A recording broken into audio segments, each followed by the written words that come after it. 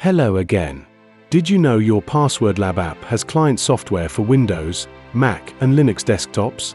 In today's short video, we will learn how to install PasswordLab client software on a Microsoft Windows computer.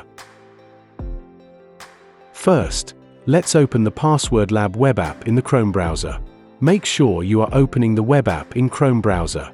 Also, remember that your web app address may differ depending on your installation. Once the web app is open, we will click on this tiny icon. This will show us the installation confirmation pop-up. Let's click Install. Once we do, we will see the desktop software running before us. By clicking Yes on this pop-up, we can conveniently add the PasswordLab icon to the Windows taskbar, making it easily accessible whenever we need it.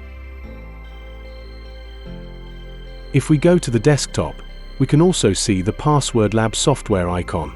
Double-clicking on the icon will start the PasswordLab app.